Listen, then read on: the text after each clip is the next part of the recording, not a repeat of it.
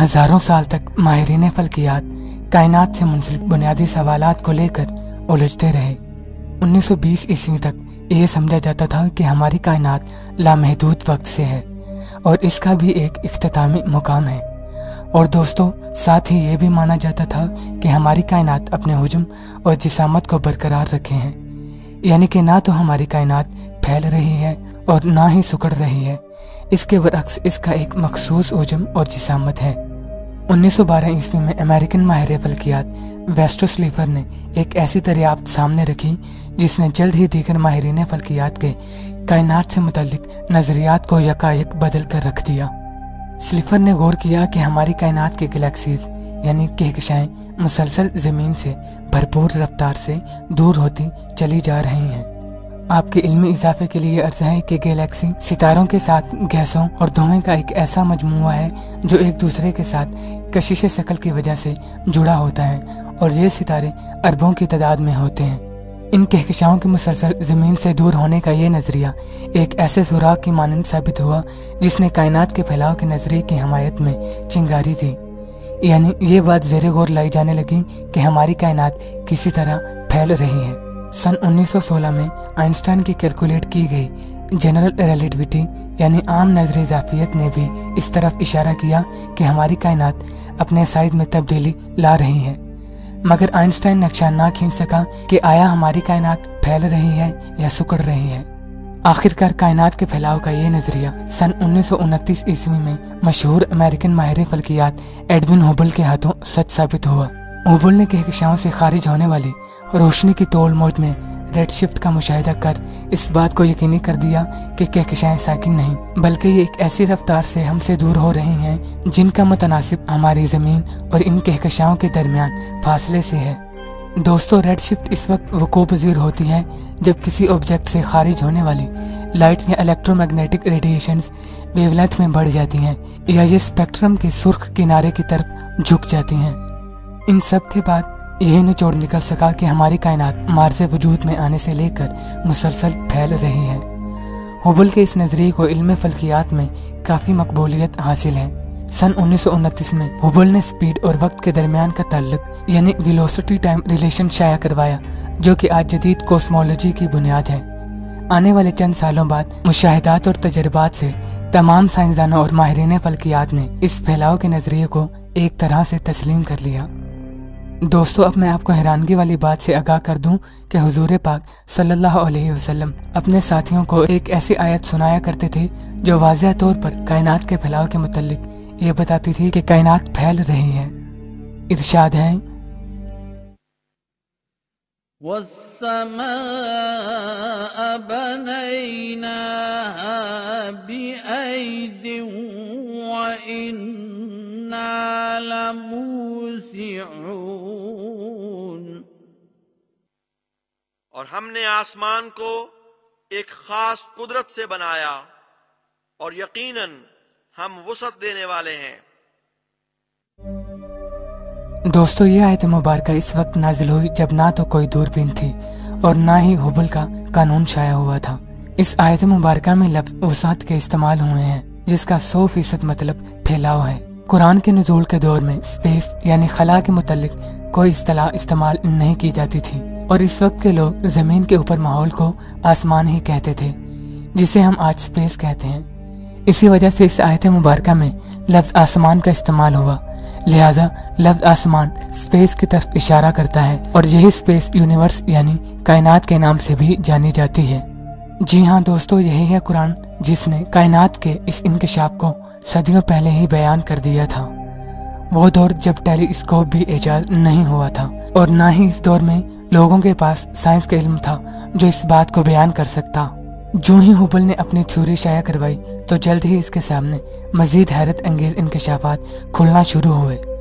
Hubel ने गौर किया कि महज कहकशाएं जमीन से ही दूर नहीं हो रही बल्कि ये एक दूसरे से भी दूर हो रही हैं। दोस्तों, यहाँ एडविन हुबल और वेस्टो स्लीफर के नजरियात में इख्तिलाफ पैदा हुआ क्योंकि स्लीफर ने महज कहा था कि गैलेक्सी जमीन से ही दूर हो रही हैं, ना कि एक दूसरे से।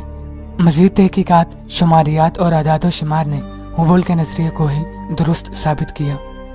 दोस्तों, इसका मतलब ये निकला कि कायनात हर सिमत में پھیل رہی ہے، بالکل اس طرح جیسے ایک غبارے میں ہوا ڈالنے سے وہ ہر طرف اپنے ہجوم میں پھیلتا ہے، اسی طرح ہماری کائنات بھی پھیل رہی ہے۔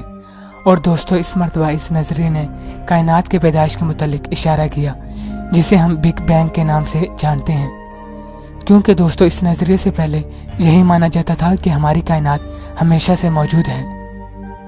بگ بینگ کے مطابق ہماری کائنات 12 سے 15 بلین سال قبل مارس وجود میں آئی، اور اس کی یہ پیدائش انتہائی چھوٹے، گرم اور کثیف نقطے سے ہوئی، اور اس نقطے کی گرمی نے ہی اسے متحرک کیا۔ دوستو، اس نقطے کو سنگولیرٹی کہا جاتا ہے، جسے اردو زبان میں واحد ہیولا کے نام سے جانا جاتا ہے۔ بگ بینگ کے مطابق اس ہیولا کا حجم سوئی کی نوک سے بھی ہزاروں گنا کم تھا، یعنی اس کی جسامت اتنی چھوٹی تھی کہ ہم تصور بھی نہیں کر سکتے، اور اس کے برعکس اس کا درجہ حرارت تصور کیے جانے والے کسی بھی درجہ حرارت سے کئی گنا زیادہ تھا، اور اس درجہ حرارت کی وجہ سے عظیم الشان دھماکہ ہوا، جس سے ہماری لامحدود کائنات مارس وجود میں آئی۔ اور دوستو، تب سے ہی مانا جاتا ہے کہ ہماری کائنات اس نقطے سے آج تک پھیل رہی ہے۔ بعد ازاں 1965 عیسوی میں ریڈیو ماہر فلکیات آرنو پینزیاس اور ماہر فلکیات رابرٹ ولسن نے بگ بینگ نظریے کو سچ ثابت کر کے نوبل انعام وصول کیا۔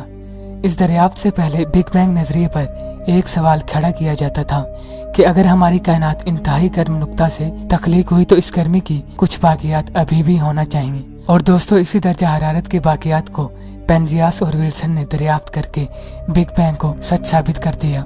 ان دونوں ماہر فلکیات نے ایسی کائناتی خرد موج پس منظر درخشاندہ یعنی کوسمک مائکروویو بیک گراؤنڈ ریڈیشنز کو دریافت کیا، جس کا درجہ حرارت 2.725 ڈگری کیلوین تھا، اور یہ ریڈیشنز ہماری پوری کائنات میں پھیلی ہوئی تھیں۔ لہٰذا اس بات کو تسلیم کر لیا گیا کہ یہ بگ بینگ کے ابتدائی مراحل کی ہی باقیات ہیں۔ اس وقت سائنسدانوں کی کثیر تعداد بگ بینگ کے نظریے کو تسلیم کر چکی ہے۔ دوستو، اب سنیں قرآن پاک کیا کہتا ہے۔ أَوَلَيْسَ الَّذِي خَلَقَ السَّمَاوَاتِ وَالْأَرْضَ بِقَادِرٍ عَلَىٰ أَن يَخْلُقَ مِثْلَهُم بَلَىٰ وَهُوَ الْخَلَّاقُ الْعَلِيمُ۔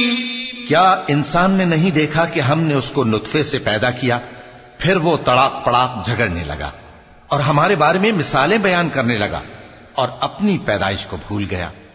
کہنے لگا کہ جب ہڈیاں بوسیدہ ہو جائیں گی تو ان کو کون زندہ کرے گا؟ کہہ دو کہ ان کو وہ زندہ کرے گا جس نے ان کو پہلی بار پیدا کیا تھا، اور وہ ہر طرح کی تخلیق کو جانتا ہے۔ وہی جس نے تمہارے لیے سبز درخت سے آگ پیدا کی، پھر تم اس کی ٹہنیوں کو رگڑ کر ان سے آگ نکالتے ہو۔ بھلا جس نے آسمانوں اور زمین کو پیدا کیا، کیا وہ اس بات پر قادر نہیں کہ ان کو پھر ویسے ہی پیدا کر دے؟ کیوں نہیں؟ اور وہ تو سب کچھ پیدا کرنے والا، کامل علم والا ہے۔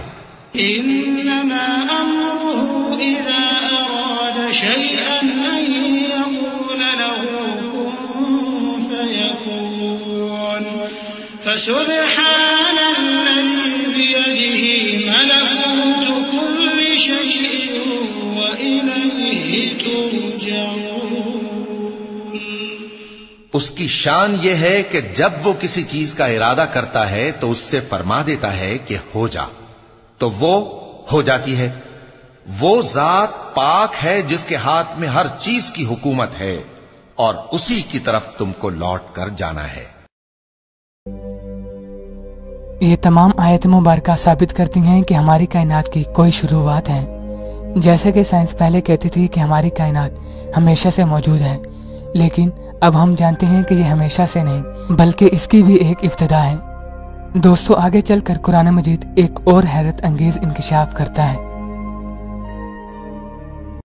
أَوَلَمْ يَرَ الَّذِينَ كَفَرُوا أَنَّ السَّمَاوَاتِ وَالْأَرْضَ كَانَتَا رَتْقًا ففتقناهما وجعلنا من الماء كل شيء حي أفلا يؤمنون۔ کیا انہوں نے نہیں دیکھا جنہوں نے کفر کیا کہ آسمان اور زمین دونوں مضبوطی سے بند تھے، پھر ہم نے ان کو پھاڑ کر الگ کر دیا، اور ہم نے پانی سے ہر زندہ چیز پیدا کی، تو तो क्या वो ईमान नहीं लाएंगे? मुस्लिम उलमा ने इस आयत को लेकर इस तरह से इसका तर्जुमा किया कि एक वक्त था जब तमाम आसमान और जमीन आपस में मिले हुए थे और फिर खुदा ने इन्हें अलग कर दिया और इसके नतीजे में हमारी जमीन और 7 आसमान मार्ज़े वजूद में आए। नुज़ूल कुरान के इस दौर में साइंसी इल्म ना होने के बायस कोई भी जमीन और आसमानों की पैदाइश के मुतालिक इस तरह से नहीं बयान कर सकता था। उलमा ने इस आयत के इनफरादी लफ्ज़ और इस आयत का तर्जुमा बहुत तफसील से किया। दोस्तों, इस आयत में लफ्ज़ रतकन के इस्तेमाल हुए हैं, जिसका मतलब मुकम्मल तौर पर बंद, तारीक और जुड़ा हुआ है। इस लफ्ज़ का तर्जुमा किसी ऐसी चीज के गिर्द घूमता है जिसका मतलब बंद हो, और इस आयत मुबारका में लफ्ज़ फतक के इस्तेमाल हुए हैं, जिसका मतलब हमने अलहदा किया या हमने खोला के हैं। ये दोनों अल्फाज इस तरफ इशारा करते हैं कि किसी एक चीज के खुलने से दूसरी चीज मार्ज़े वजूद में आई। इन दोनों अल्फाज की एक अच्छी मिसाल ये भी है कि जब बीजों का छिड़काव जमीन पर किया जाता है तो हम पहले इसे अपनी मुट्ठी में बंद करते हैं और फिर जमीन पर फेंक देते हैं, जिनसे वो बिखर जाते हैं। जब बिग बैंग का नजरिया मुतारिफ हुआ तो मुस्लिम उलमा को वाज़ेह हो गया कि कुरान करीम के मुताबिक कायनात की तख्लीक और बिग बैंग का नजरिया आपस में बिल्कुल साथ साथ चलते हैं। इन सब के बाद अब यही निचोड़ निकल सकता था कि कायनात एक छोटे से नुक्ते से धमाके के बायस मार्ज़े वजूद में आई और इसके बाद ये फैलती चली जा रही है। साइंसदानों का कहना है कि जब कायनात एक मखसूस हद तक फैल चुकी होगी तो ये मजीद नहीं फैलेगी और कशिश शकल के बायस आपस में ही टकरा जाएगी।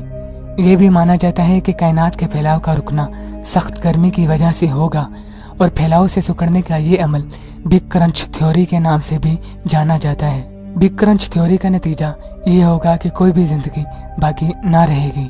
स्टैनफोर्ड यूनिवर्सिटी के माहिर तबीयत रिनेटा कैलोश और एंड्रयू लिंडे ने इस मौजू पर अपनी राय इस तरह से दी।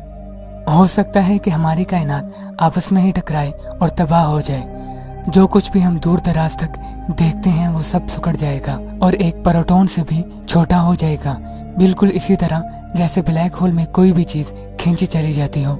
माहिरीन तबीयत का मानना है कि आज से कई हजार साल बाद हमारी कायनात बिग बैंग के उलट बिग क्रंच के मुताबिक सिकुड़कर बहुत ही छोटी हो जाएगी। मुख्तसर ये कि बिग क्रंच के मुताबिक कायनात फैलना बंद हो जाएगी और सिकुड़ना शुरू कर देगी। सिकुड़ते सिकुड़ते ये एक प्रोटॉन से भी छोटी हो जाएगी और इस प्रोटॉन से भी छोटी शय की कसाफत यानी डेंसिटी लामहदूद हो जाएगी और साथ ही ये इंतहाई गर्म हो जाएगी और इसके बाद दोबारा से धमाका होगा और एक नई दुनिया शुरू हो जाएगी। अब दोस्तों, कुरान पाक की ये आयत मुलाहिजा फरमाएं। यौम नतवी अस्समाअ कतय्यि सिजिल्लि लिलकुतुबि कमा बदअना अव्वल खल्किन नुईदुहु वअदन अलैना इन्ना कुन्ना फाइलीन। जिस दिन हम आसमान को लपेट देंगे जैसे दफ्तर तहरीरों को लपेटते हैं। जिस तरह हमने पहली तख्लीक का आगाज किया था उसका इआदा करेंगे। ये वादा हम पर फर्ज है, यकीनन हम ये कर गुजरने वाले हैं। अगर आप गौर करें तो इस आयत मुबारका में लपेटने की बात की गई है और मजीद ध्यान देने वाली बात यह है कि जब किसी शय को लपेटा जाता है तो दरअसल इसे आपस में ही टकराया जाता है, यानी कि मिलाया जाता है और लिपट जाने के बाद वो शय पहले की निस्बत छोटी हो जाती है। और दोस्तों, इसके बाद ये बात की गई है कि हम दोबारा से इसे तख्लीक करेंगे, जैसा कि बिग क्रंच थ्योरी कहती है। तो दोस्तों, यह आयत मुबारका बिग क्रंच थ्योरी के बिल्कुल साथ साथ चलती है। अब सवाल यह है कि कैसे कोई आम इंसान इस दौर में कायनात का इल्म रखता था कि इसने कुरान मजीद लिख डाला। यकीनन ऐसा नहीं, और बेशक ये तमाम तहकीकात साबित करती हैं कि कुरान मजीद खुदा ताला के अपने अल्फाज हैं जो पेचीदगी से भरी इस पूरी कायनात का इकलौता मालिक है।